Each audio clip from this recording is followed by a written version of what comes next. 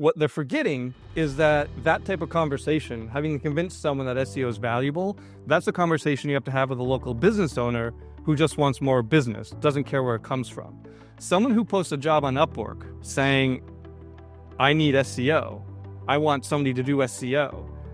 If you tell them that SEO is valuable, that's a waste of time. They know that. The way that we used to say it internally is we used to call it, right, the ice cream truck rule. If it's summer and July and 90 degrees and an ice cream truck shows up, the ice cream man doesn't sit there and explain why ice cream is good on a 90-degree day in July, right? He just says, hey, I have ice cream. Do you want to buy it? And you're like, yeah, I do want ice cream. All right, we are back for another episode of the $1 Million Agency Podcast, and I am with my good friend, long-term friend, Caleb Ulku. So Caleb has quite a bit of experience in the agency space, and I would define Caleb as a master of operations, which I know is one thing that agencies really struggle with. So Caleb, welcome to the show, man. How you doing? Man, I appreciate the invitation. Thank you for inviting me. It's always a pleasure to chat with you. And yeah, thank you for inviting me on your podcast. I'm stoked to have you on here. I know every time I have a conversation with you, you're one of those people that always kind of leaves me wanting more. So I'm hoping to bring some of that to the audience, share some of the things, some of your brilliance, and some of the, I think people are going to realize that, hey, this is a great guy in the space that has an amazing heart, an amazing brain, and loves to help people. So Caleb, let's start off and just tell us, who is Caleb Ulku, and what did you do before you got into the agency space? Well, that's a broad question. Yeah, so, boy, I don't want to go too far back. So let's see, I have a degree in engineering, and I think that defines a lot of my self-identity, that I am an engineer by training. I left school, took a job with an oil major. So of course I moved to Houston, like everyone else who takes jobs with oil majors. And I actually worked for them for 10 years. And you mentioned that I have a strong background in systems and processes and operations. And that was really hammered home working for the oil major, right? Oil majors are very good at systems and processes. That's really where a lot of their strong suit is. And I spent 10 years there, worked my way up. I was a supervisor, had people working for me. So that was very, very cool, very interesting. At this time, my wife and I, we just both had really difficult jobs, really stressful jobs. We were working a lot. She had crazy commutes all over the place. I had a crazy commute. We had a young child. And I remember, I'm sure I've told you this before, Patrick, but I remember one weekend that, my son was maybe 2 years old. And if you know kids of that age, they can sort of speak, but not really. And, Saturday morning, he comes up to me and he's just like, Daddy, are you happy today? And it was just this shot to the chest, like, oh my God, because, kids are much more perceptive than we give them credit for. And he was, experiencing how stressed out we were all the time trying to live this life with crazy commutes. I mean, I had an hour drive in each direction, and my wife had a similar commute pretty often. We worked on, if you know the city of Houston, right, it's like 6 hours from end to end. So we tried to live central, and she worked on one side of Houston, and I worked on the other side. So, we were just like, you know what, this isn't working. We're not going to wake up in 10, 15 years having realized that all we did for the last 10 years was work and we missed everything. My wife was also expecting our second child, so it felt like the right time. So we're like, you know what, we're gonna give it up. We're gonna leave. So we looked at a map and figured, where should we move to? And my wife grew up in Biloxi, Mississippi. She was actually born in Brooklyn, but she grew up in Biloxi. And her parents still lived here. So we're like, yeah, let's move to the Gulf Coast of Mississippi and see what happens, because that sounds like a fun transition. And when we first got down here, I started to look for a job, right? One of the things about working for an oil major is they, again, systems, operations driven, right? So they try to beat out any entrepreneurial spirit that their employees might have, right? That's not the type of employee who goes and works for an oil major. Like, if you have a strong entrepreneurial spirit, it's probably not going to be a good cultural fit. So I never even thought of starting my own business initially. I was instead looking to get jobs. And there wasn't a whole lot. There's a NASA rocket test facility, which I applied to that. And there's a refinery down here. I applied to that. And my wife was just like, because the NASA facility is like an hour drive, the refinery is like a 70-minute drive. She's like, we're leaving these long drives behind. That's why we're doing this move. What are you doing? Like, why are you just going to get back into the same trap? Because that was all I could think of, right? So I was like, you know what? I'm just going to start a business. Let's see how that goes.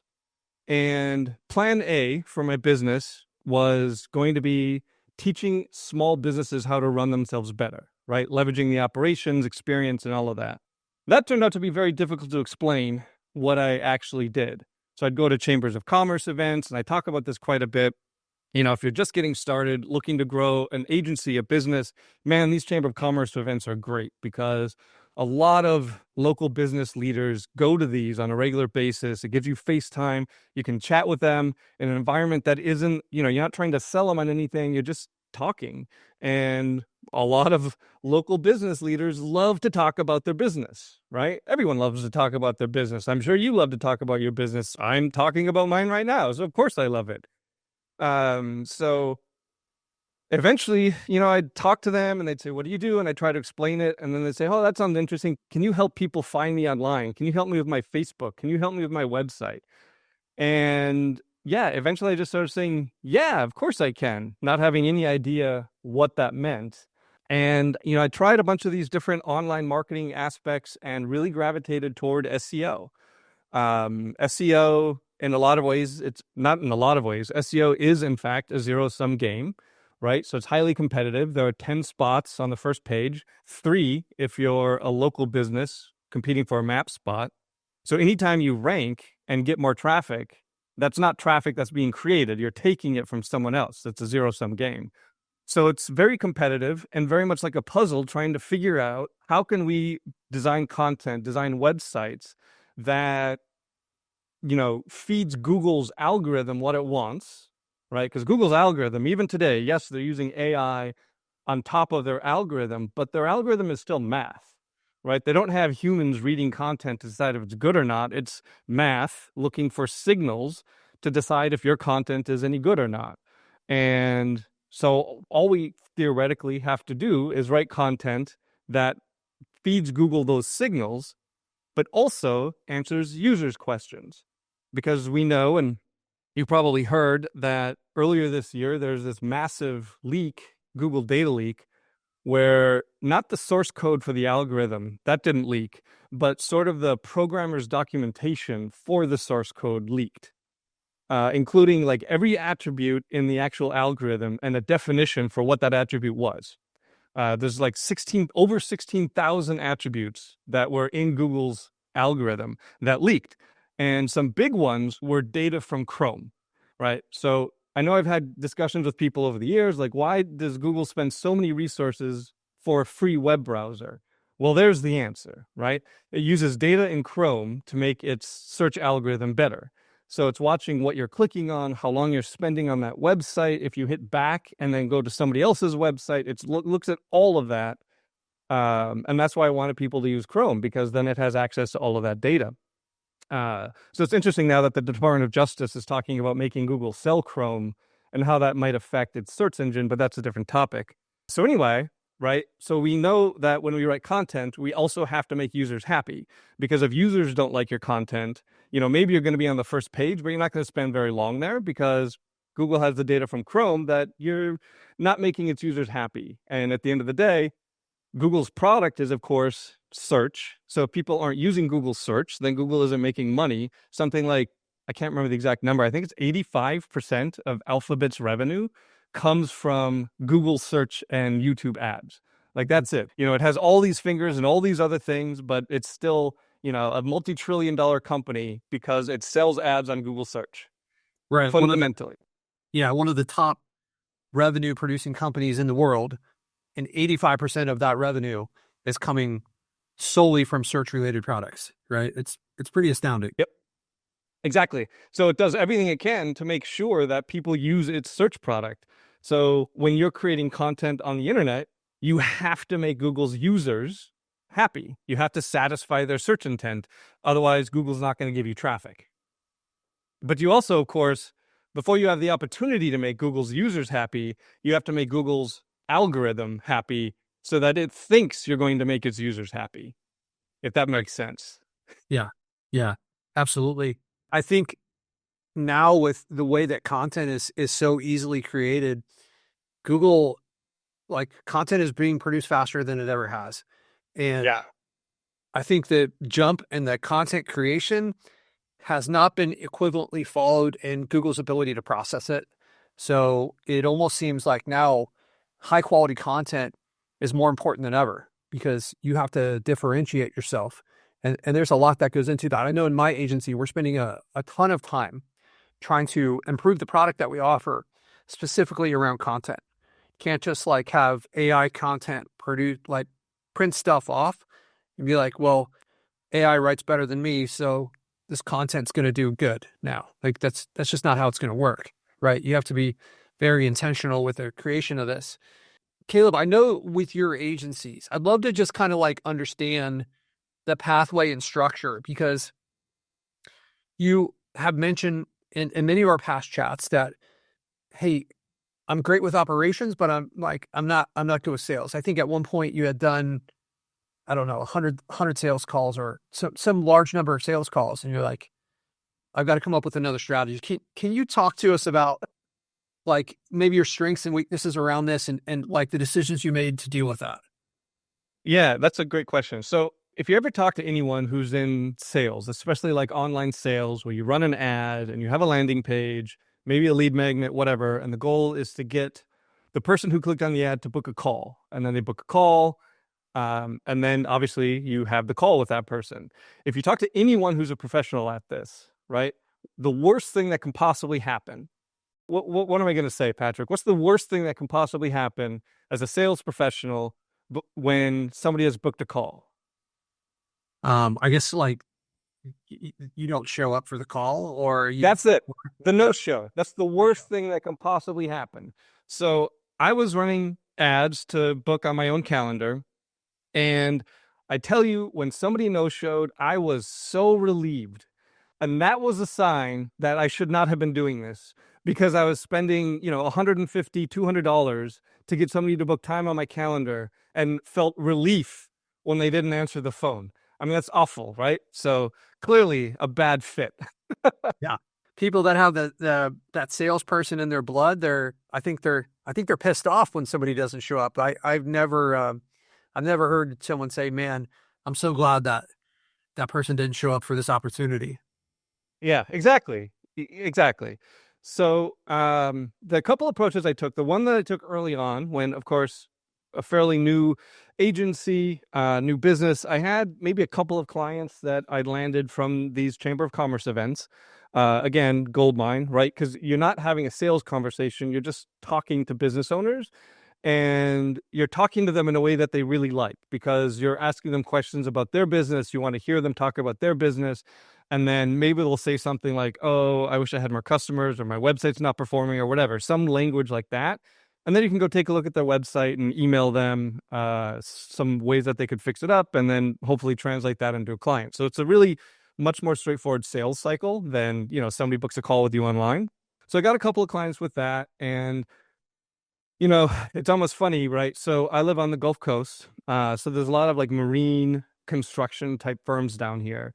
And you can imagine the person who owns a marine construction business in Mississippi. And I had a coffee booked with one of them to talk about their website, and I showed up in a suit because that's what you do to a business meeting, right? I'm picturing like almost like a crusty sailor. Is this right? So he's younger than that, but he was in his 30s. But yeah, he was wearing waders, like the big plastic pants, because he just come off a job. And I'm wearing a suit, and I'm sitting there presenting data about his website and his competitors' webs. And he's just like, cool, thank you, and then left. I mean, come on, right? That's not how I was speaking to the wrong audience.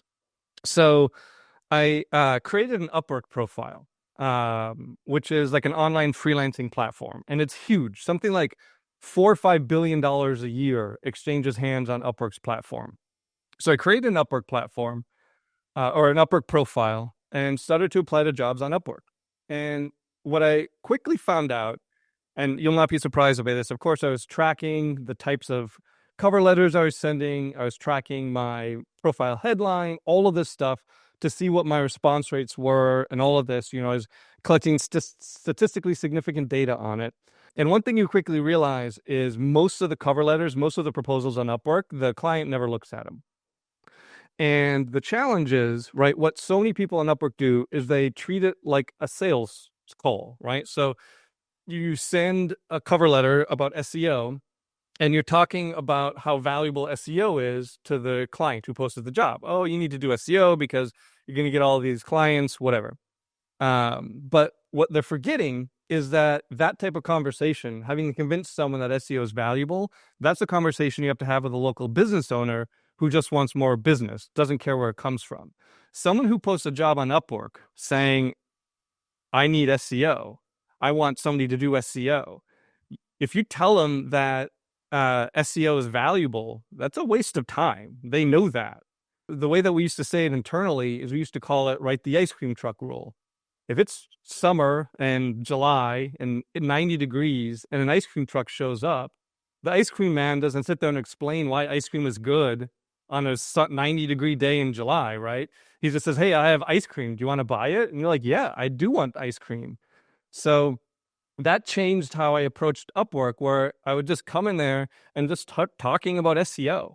Hey, here's what SEO is. Here's how we do it. Here's the philosophy. Here's why we do what we do.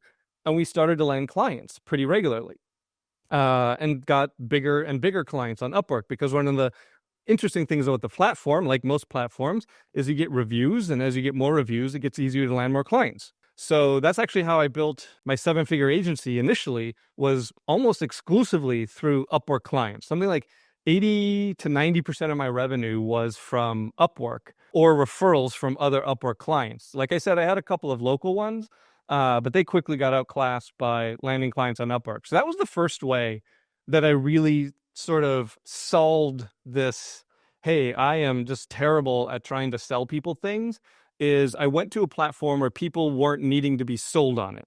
They were looking for someone who was a good provider, who would be good at fulfillment. And yeah, you want to talk to me about fulfilling SEO? Boy, I sure hope you don't have a hard back end, right? Because I can talk about that all day. No problem. So that was the first approach, when it was really just a one-man show. My agency is just to go to places where you don't need to have that type of conversation. Yeah, very smart the way that you kind of sidestep that. I see a lot of agency owners, they'll get stuck in this, hey, I don't know how to sell. And then that's kind of like the end of the story for some of them. It's like they never work past that hurdle. Sales, I believe, is something that can be learned. Absolutely. I was just going to say that. Yep. Yeah. If you're not going to learn it, then it's still a problem that exists in your business, and you have to figure out how to solve it, whether that's like coming up with a strategy like Caleb did for Upwork, or hiring a salesperson, which I think you did in like a revision to this business, right? You've kind of spun something off. We're not strictly on Upwork anymore. We've got, I believe you have a local agency now as well, right?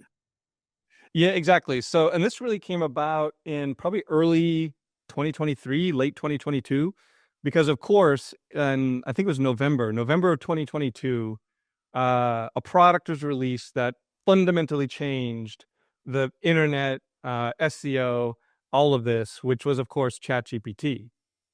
And that comes out, and man, I still remember the feeling the first time loading up ChatGPT and having a conversation with it and just being like, oh my God. Then I had some conversations with some other people big into the SEO space, and it just really started to feel like informational type queries, which if you're doing national SEO, a lot of your bread and butter is trying to rank for informational queries. So what I mean by informational queries, if you're not familiar, that's just like somebody who's looking for information, right? They have a problem, they're looking for a solution. They're not searching for something like, I want to buy this right now, but they're on the process of buying something. They're just a couple notches up on the funnel of your buyers.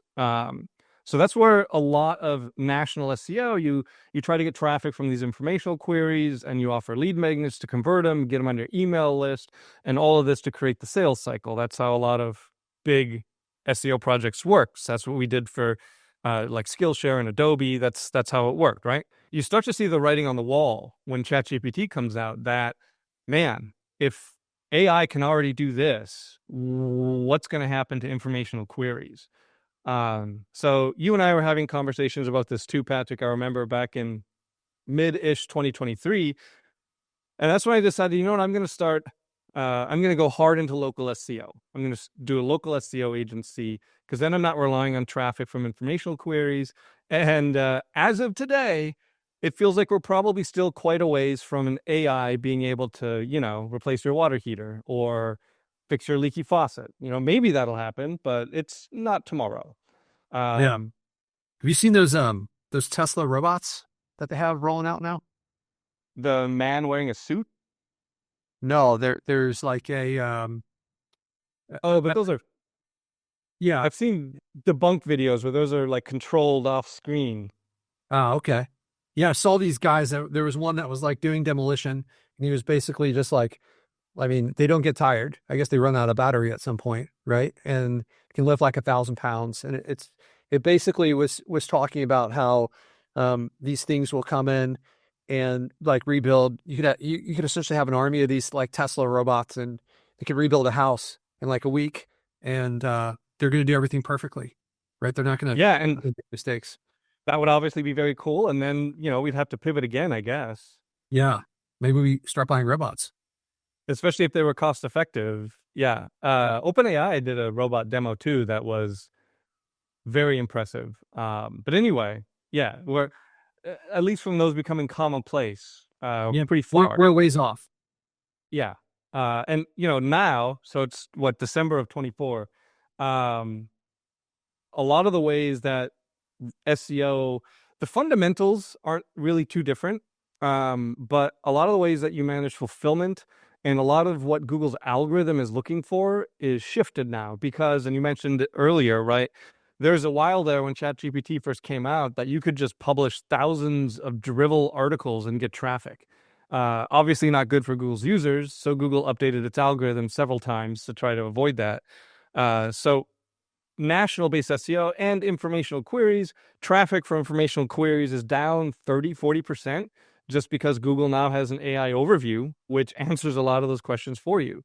Mm-hmm. But the local SEO, it pretty much no change. It's pretty much exactly as it was in 2016, 2017. A couple of small things like, citations aren't as important as they were, but I mean, that's it. Local SEO is pretty much the same as it was. So I'm happy we went into local SEO. And the way that we did this, right, we did a very simple Facebook ads campaign, stupidly simple. Like, it's embarrassing how simple the campaign was. And the ad was just promising what the local business owner wanted, right, which is more customers. And a lot of people have said, hey, I tried your campaign and it's not working.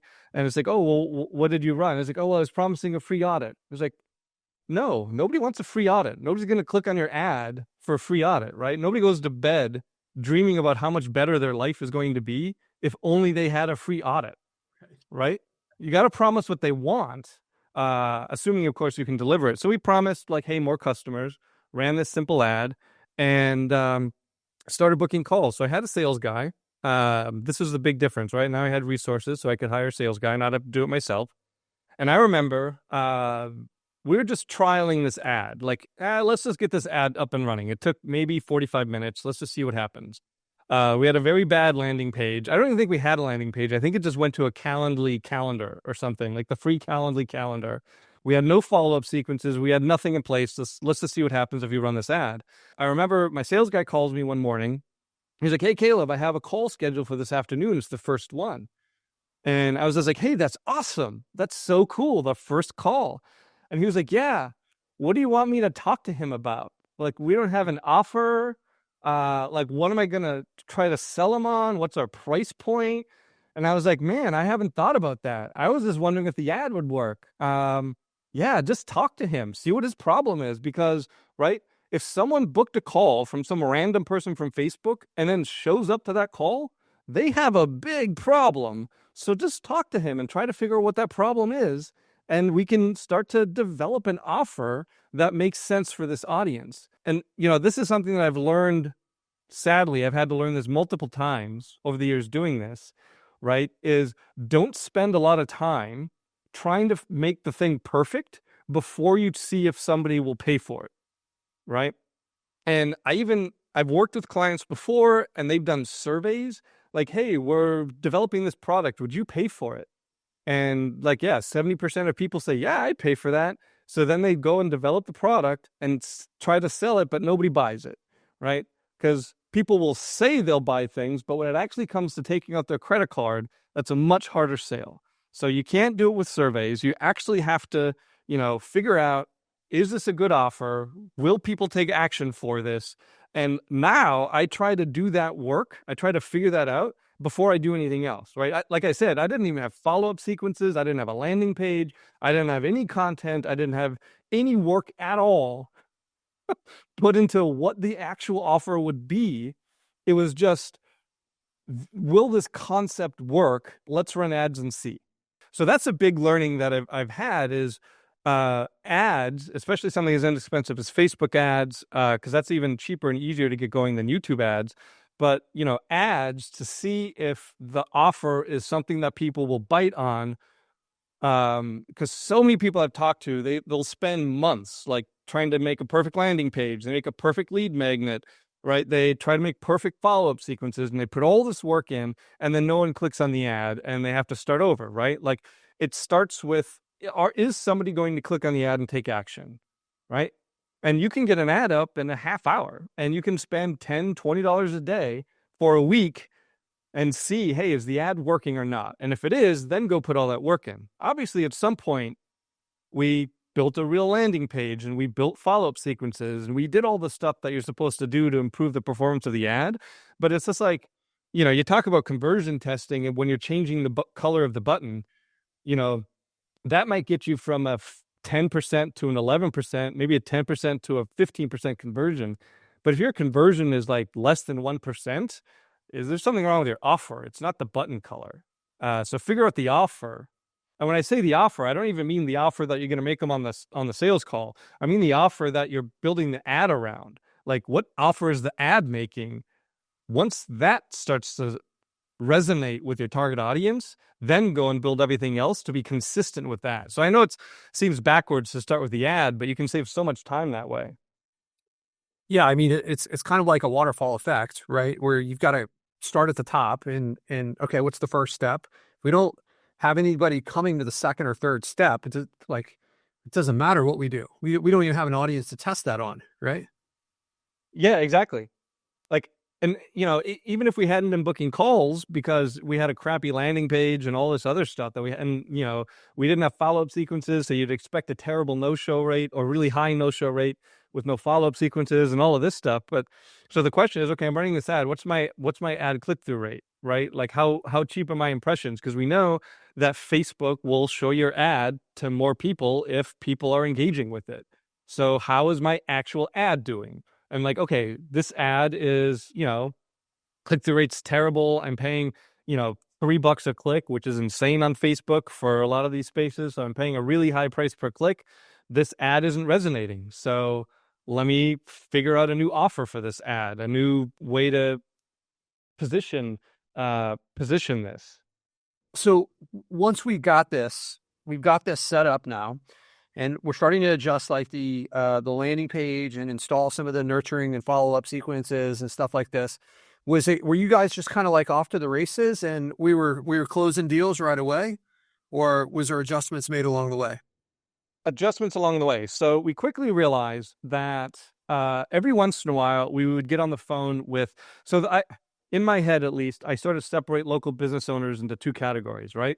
There's a local business owner who owns and runs a local business, right? And that local business owner knows what they're doing.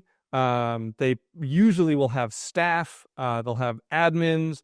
They have processes. They're spending money on marketing. They're spending money to get more clients. And then there's on the other end, there's the local business owner who, right, like has a truck with a placard on it. doesn't spend money on marketing, not nearly as strong, and is sort of running their local business more like a hobby than a business. So with our ads, we were getting much more of the second one, right? Much more of the person who was, I don't want to say desperate, but much more of the person who really, really wanted more customers. Every once in a while, we would get the first type on, but not as often. So then we had a decision to make. And my sales guy was relatively new. He didn't have a huge amount of experience in phone sales. So my goal was to get him reps, right? To get him on the phone with a bunch of people, get him practice, get him better, get him better, get him better. So we went a direction that would help him do that. But just for clarity, the two ways that we could go is, one, we could put in sort of a filtering process where we only get on the phone with the first type, with the real business owner who understands they have a business and they're using marketing dollars to grow that business. And doing that, there's a few ways that we could do that, and we tried it for a while. And I mean, it worked, but we were getting on the phone with local business owners for maybe $20 to $30 a call. And as soon as we implemented the screening to only get on the phone with real business owners, that went up to $250 a call, which, for a long-term engagement with a good client, no problem. That's still relatively inexpensive. You can build a successful agency with that. And you have to ask questions, how many trucks do you have? How many employees do you have? And if they say they have one employee and they have one truck, then you just cancel the call and say, sorry, you're not a good fit. And oh boy, is it really fun to see them respond after they get an email that says, yeah, we've canceled this call because you're not a good fit to work with us. Nothing gets people motivated quite like saying they can't have something, even if it's something they didn't really want to begin with. But we didn't go that way long term. And that was because like I said, right, relatively new salesperson, wanted him to have more practice before we're doing $250 calls. So we went the other way, which is to develop an offer that works for someone who is in that stage, one person show, one truck, no employees.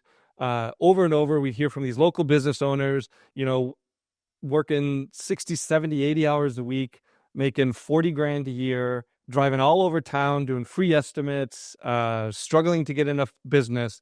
So we can either screen that person out or develop an offer that works for that person. So we developed an offer that worked for that person. And that took some time to develop. It was probably 3 or 4 weeks. And keep in mind, my sales guy is doing 7 calls a day. So 3 or 4 weeks is, again, I used the phrase before, statistically significant, right? Like, if something isn't working, change it to something that is working. But you can't do something 3 times and then decide it's not working, right? You have to do it statistically significant number of times.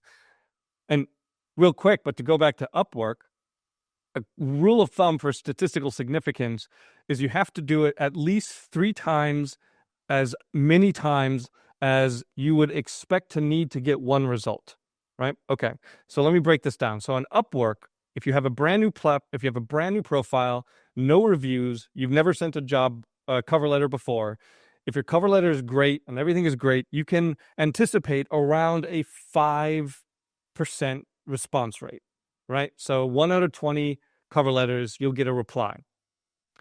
So to decide that your cover letter doesn't work, or your profile doesn't work, or something needs to be fixed, for you to have sent a statistically significant number of cover letters, that is 60, right? You expect 1 reply in 20. 3 times 20 is 60. So after 60 cover letters, if you don't have a response yet, you know that you're doing something that needs to be adjusted, because statistically, you very well should have had a response by now. So that's what I mean. So, it took a lot of reps, a lot of calls with local businesses before we decided, this particular offer didn't work. Because we were saying, we were targeting like a 10 to 20% conversion rate, which means right at a 10% conversion rate, we would expect 1 out of 10 calls to convert. So we would need to do 30 calls before we decided that offer doesn't work. Let's change it. So it took a few weeks with 6, 7, 8 calls a day. I'm listening to every call at this point. Luckily, I was training for a marathon, so I had a lot of time to listen to sales calls every day. And eventually we found an offer that really worked. And when I say really worked, we went from no clients, no clients, no clients. And from our first client that actually said yes and gave us money, we then got 29 more clients in the next month. So it ended up being like 30 clients in 30 days. And we continued at that pace for several months once we found the quote unquote, I won't say correct offer. Once you found an offer that resonated with the audience who had clicked on that ad. Right. Are we able to unpack that offer a little bit and talk about like what did we shift to? So we can like what if we can just get into the weeds for a minute. What was the shift that you guys made? And keep in mind, listeners out there, that this is for the very small business owner, the a lot of times the one-man show making less than $100,000 a year, right? Yep. A normal offer for SEO for a local business, oh, give me $1,000 a month or $1,500 a month. I'll do SEO on your website and rank you up, right? If you're talking to somebody who's making 50, 60, 70, 80,000 a year, 12, 15,000 a year is a huge chunk of their income. So that's going to be a really tough sale. It can be done, but that's going to be a tough sale. So that was out the window, just a normal, typical SEO offer. Now, had we gone through the call screening process and only got on the phone with business owners who were business owners, that thought of themselves as business owners, they had a marketing budget. These are the people who are going to the Chamber of Commerce events, right? Local business leaders, you talk to them, hey, I can get you more customers, $1,500 a month. Much easier sale for them to say yes, especially if they've had several conversations with you over several weeks to months and they start to trust you. You give them free advice, you build trust, you build a relationship. Much easier to get that done. Again, right? That's not who we were talking to. So the offer was very different. It was incredibly inexpensive upfront. I think we started at $97, and over the months, we started landing more and more clients. We kept raising the price, but even at the highest, it was something like $300 to get started, $297. So it's $297 to get started. And then they would pay per lead, which is extraordinary, right? $300 to get started and pay per lead. I mean, that's an insane offer. And that's something that I often say quite a bit too, especially if it's one phone call, one sales interaction. If you have an offer that they've heard before, it's going to be very difficult to get them to say yes, right? Even that business owner who sees himself as a business owner, you get on the phone and you say, hey, we'll do SEO for $1,500 a month. I mean, they have heard that offer probably 3 times that day, right? Because that's such a common generic offer. So even if that's what you're offering, you need to package it in a way that makes much more sense, that gives you, right, your unique selling proposition, to use, industry jargon that actually makes sense, I think. So we had an offer that was absolutely insane. It was, $200-$300. We'll build the website for you. We're going to help them get their GBP video verified, because most everything's a video verification these days. And then they would pay per lead. Now, before AI, we would never have been able to make this offer, because we went and we built them a 25 page website. Everyone was in the same niche. Everyone was a plumber. So we had a topical map for how we're going to build a plumbing website. We had a template for it. If you've seen my content on YouTube, you know how we build local websites, right? We have the H1 tags that match the GBP primary category and city, and then we have H2 tags that match the GBP secondary categories. Those link to separate pages about the secondary categories, and in those pages, we link to tertiary pages that talk about the GBP services. Then we also have location pages that just have very, very hyper-local content about specific neighborhoods in those cities. And those all link into the site hierarchy. I've done YouTube videos about this, breaking it down a little bit further, so I won't go in too much detail, but suffice to say, it's not like a 2-page piddly little website. It ends up being something close to 50,000 words of content. And of course, all the content is unique, because otherwise it doesn't work. So without AI help in content production, there's no way we could do this for $300. And I say that with very high confidence, because a website like this, before AI's assistance, would be a $10,000 website. And with AI assistance, we don't use ChatGPT. We use a different AI helper named Claude. It's by the company Anthropic. It's backed by Amazon, not backed by Microsoft like OpenAI is. And it's just because Claude does better with content. So there's two reasons, right? One, Claude does better with content, and two, there's some evidence that Google uses some AI detection type tools. Not a lot, and I've heard it both ways, but content that passes AI detection very often will do better than content that doesn't pass. Now, the AI detection tools are garbage, and they're very easy to get around, but it's easier to get around them if you're not using ChatGPT, because something like 90% of the market is ChatGPT. So all the AI detection tools are built to detect ChatGPT content. So if we don't use ChatGPT, we use Claude, we already have a leg up on writing content that is going to do better on the detection tools. Plus, the structure that we have like a 4-step process where we start by developing a customer avatar, we develop an outline, we give it existing content, and then we ask it to fill in the blanks of the outline. It's a very prescriptive way that we have to use AI to actually develop content that is engaging to users. We see good dwell time, low bounce rates. It's all AI generated, but it works well. So my team can build one of these websites in like 5 or 6 hours, and they get $40 an hour. So I'm maybe roughly break even on that $300 payment to build out the website. And then we go through and we help the client with GBP video verification. If they already have a GBP, we usually won't take them on as a client. We'll only take them on if they don't even have a GBP yet. And the reason for that, right, in order to make this offer, in order to make it work for me in business, I kind of have to own the website because I'm cash flow negative, right? I land a new client. I have to rank this website. It's not free to rank websites. I have to use, I have to get citations. I have to do a press release. I have to get links so that Google trusts it. So yeah, it's free to build the website or break even to build the website, but then I have to do all this other work to actually rank it. So I'm cash flow negative. So obviously I can't do this on their existing website or their existing GBP or anything like that, because then they could just walk away and not pay me for leads. And, I'm stuck holding the bag. So a really good client is one who will, answer the phone. When they start getting calls, they have to answer the phone. That's harder than you would think to find a client who will actually answer the damn phone. There's a lot of evidence that Google knows if the phone is being answered or not. And if you don't answer the phone, it's a bad experience for Google's users. So they'll stop sending you calls. Right. We talked about at the beginning how important user experience is to Google. If you call a local business and they don't answer, that's a bad experience. So you won't keep. If you don't answer the phone, you're not going to keep getting calls. So that's step one. They got to answer the damn phone. And then step two is all the calls are, of course, recorded.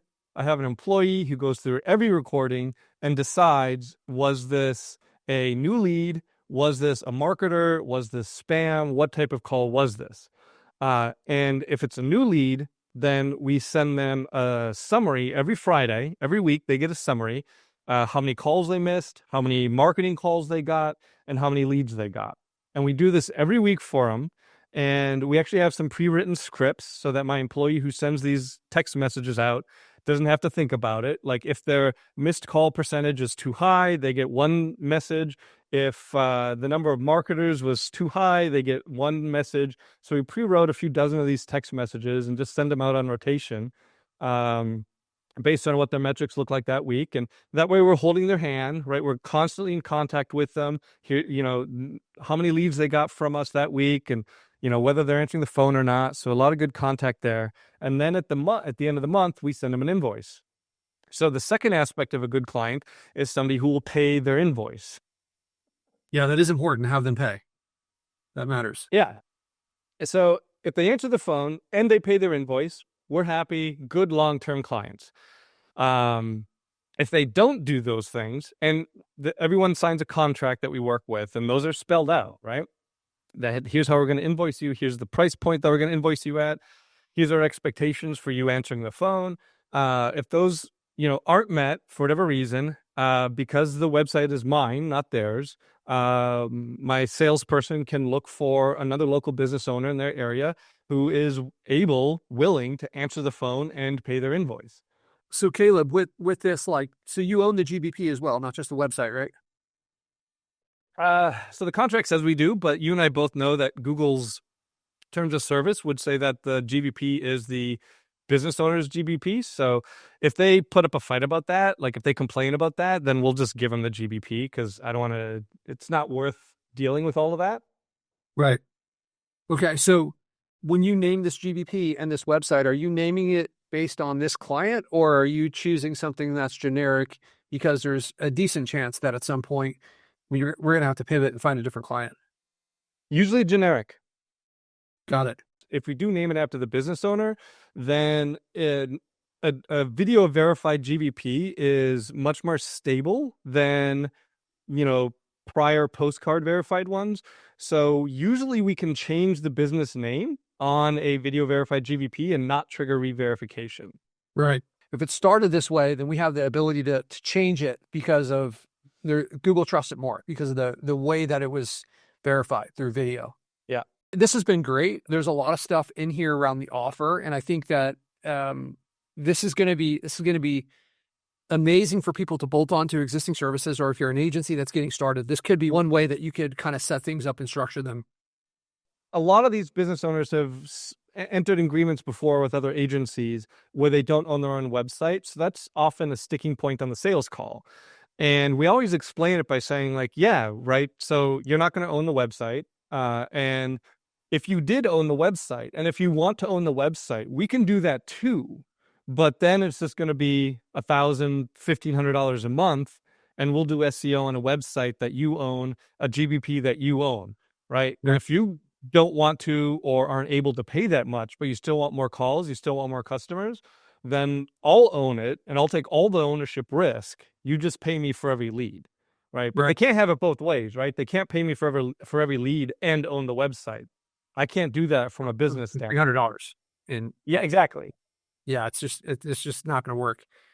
I want to make sure that we get time in this call to talk about some operations, because I know this is an area where you're incredibly strong. And just like from a broad standpoint, you've done agency coaching. And what are some of the top mistakes that you see agency owners make when they're setting up operations, which I think is probably going to lead to tremendous inefficiency in their agency? Yeah. So the first one that I would say is trying to set up operations before they have that problem. Right. So especially if you're just getting started, one person show, you don't need any operations yet. Right. You don't need systems. You don't need operating procedures. It's just you. Just go and do the things. What I've seen from quite a few people is they spend an inordinate amount of time setting up procedures that aren't really correct. Like they don't make sense because they haven't done the thing yet. Right. Right.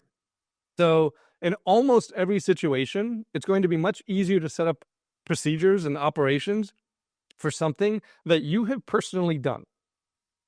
Not all the time. Like web development is an example that I give where I don't have any procedures for web development. I just hire freelance web developers. But for all the actual SEO aspects that we do, right? Everything, interlinking, content production, setting up the site hierarchy, on like everything, we have very specific operation instructions for that I wrote the first draft of because I did them and I knew how to do them. And the way we write them is very simple. They're all in an Excel sheet. And they all go step by step, row by row, right? 1, 2, 3, 4, 5. And the row is going to be a short description of what it is, right? Check to see if the client has an existing GBP, step 1, for client onboarding. In another column, there's a video of me doing that. Here's how to check if this client has a GBP. And it's a 50-second video, always less than 2 minutes. If it's longer than 2 minutes, then it's more than one step. And that Excel sheet, I can just give to an employee and say, hey, we got a new client, onboard them.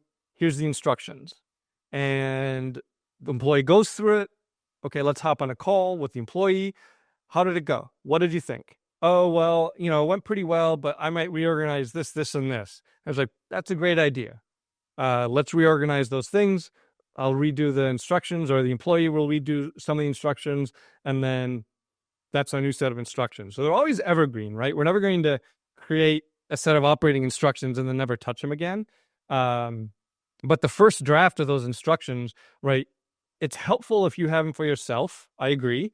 But you have to know what you're doing to create instructions for how to do it. And the other thing that I see happen quite a bit is an agency owner will wait until they're completely and ridiculously overwhelmed and then try to hire employees thinking that will help. In my experience, and this goes all the way back to my oil major days, right?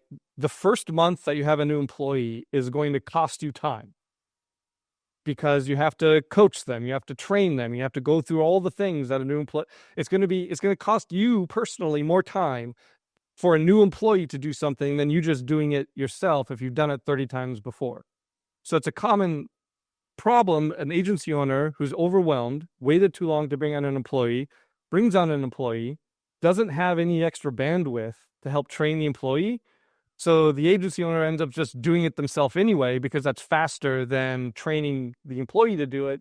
And then they fire the employee because the employee did a terrible job. Right. It's they haven't set them up for success, and they don't really have the time that they don't have the systems set up to onboard this person correctly, and they don't have the time to spend with them to make sure that they're going to be successful. Yeah. Right. Yeah. Most people, something like some study was done. We went over this when I was in business school, but it's some huge percentage, like over 90% of humans want to do a good job. Like, yes, there is a subset of people who, for whatever reason, don't want to do a good job and they need to be fired. But most of the time, if your employee is having performance issues, it's more likely to be your fault than your employee's fault. And that mindset, I think, goes a long way toward developing employees, developing processes. Like, if my employee is having an issue or struggling or not completing what I want them to complete, what am I doing wrong that's not allowing them to succeed? Because they probably want to succeed. Right. Let's say one way or another, it's ultimately your fault. Did you overestimate their abilities when you hired them, or you didn't prepare once you did hire them? Right. Exactly. Yeah. Very rarely do end up with an employee who's just like a terrible human being who doesn't want to do any work and still wants to get paid. That's a very rare hire. Right. Caleb, we've got trying to prepare the SOPs and all this stuff too early before you kind of have the problem. You're trying to solve a problem that doesn't exist. And then we have waiting too long. Are there some other pieces of advice from your experience in working with agencies that they could put into place to help with their operations and their processes? Yeah.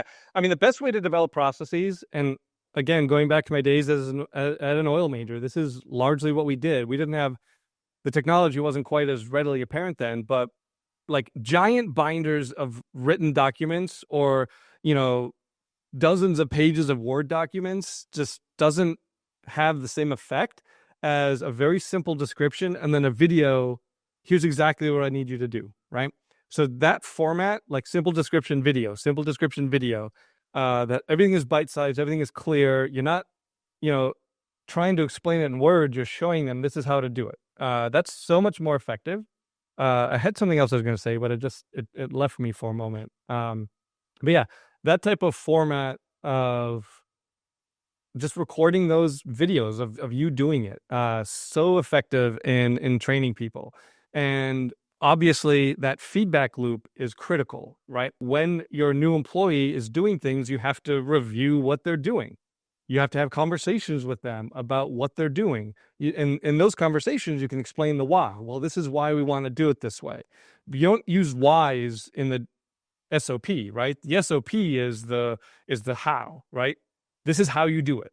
The what and the why, those are conversations that you have before they do it, after they do it, when you're reviewing their work output.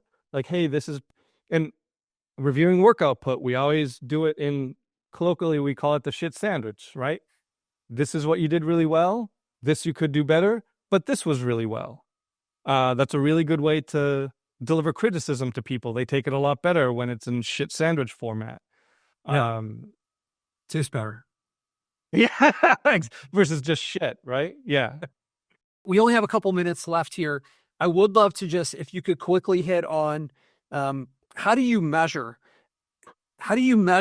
that your employee is doing what you want? And what tips do you have for us on kind of holding somebody accountable to following the process correctly? I think a lot of agency owners, we create these processes and then they're not followed, and maybe we don't find out until later. Especially in the early days, you need to be double checking everything they're doing. And that's one of the reasons it takes so much more of your personal time for new employees, because you are literally doing everything you're doing everything that you would have been doing, except you're doing it to check what they did. And as that employee develops, then your spot checking rate goes down. It never goes to zero, right? Because everyone makes mistakes sometimes. It might go to zero if you end up hiring another layer of management, right? Someone between you and that employee, but then you're still checking what that layer of management who's reporting to you doing, right? It's always this, I think the quote was attributed to Ronald Reagan, trust but verify. So they're always double checking what they're doing. And my long-term employees, even, I have them do time tracking software, not because I don't trust them, but because that just makes it open and transparent, right? I don't have to worry about whether they're just billing me for hours or they didn't do anything, because they're using time tracking software. We're not in an office, so I can't swing by their desk and, make sure they're not, watching Game of Thrones reruns and charging me for the time.